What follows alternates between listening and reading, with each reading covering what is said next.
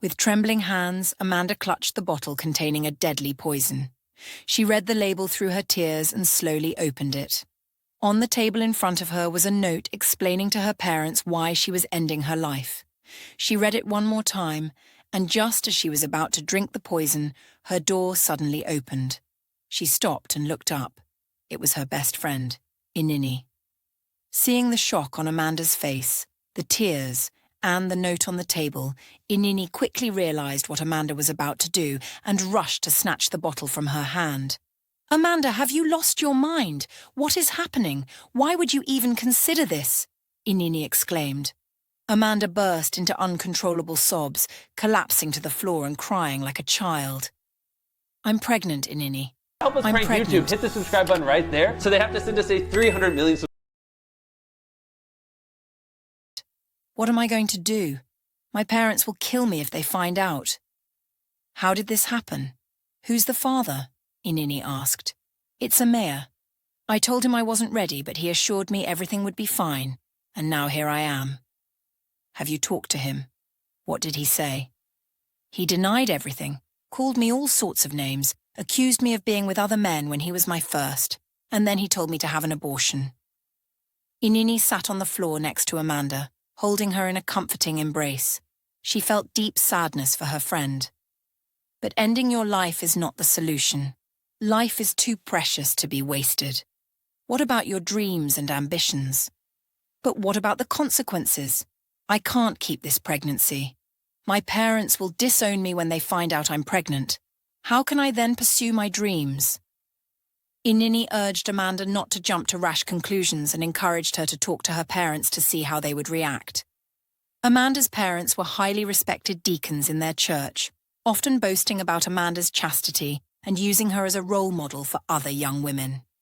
Amanda also led the church's young girls group, carrying responsibilities and expectations. The fear of shame and ridicule had driven her to consider ending her life. The next day, Amanda gathered the courage to talk to her parents about her pregnancy. It was a Sunday, and they had just returned from church. The sermon had been about forgiveness, which Amanda felt created a conducive atmosphere for confessing the truth. "Mom, Dad, I need to tell you something," Amanda said as she entered the living room. Her parents were surprised because she had never addressed them both in this manner.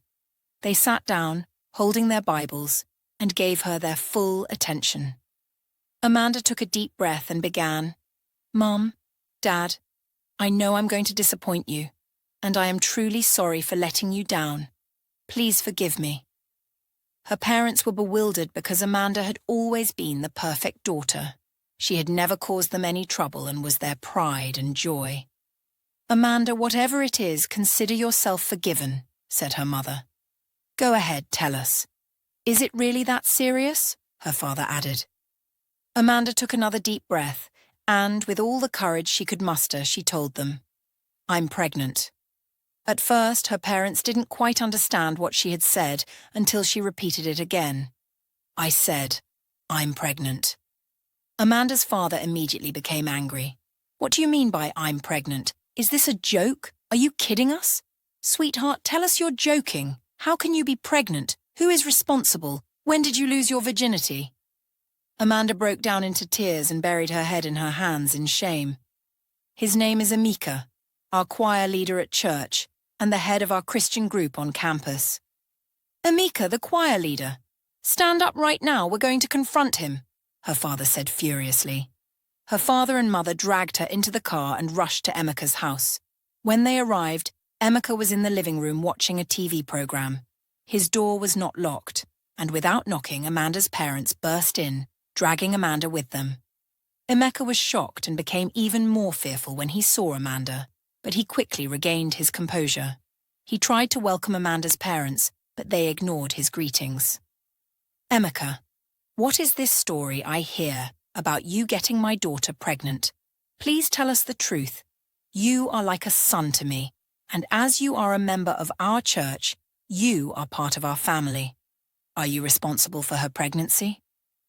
Amika pretended to be unaware of Amanda's situation. He looked at Amanda with disbelief and feigned ignorance, then lied to her parents. "Sir, Do you mean that Amanda is pregnant? How? When? How could she be pregnant? Are you trying to say that you are not responsible for her pregnancy?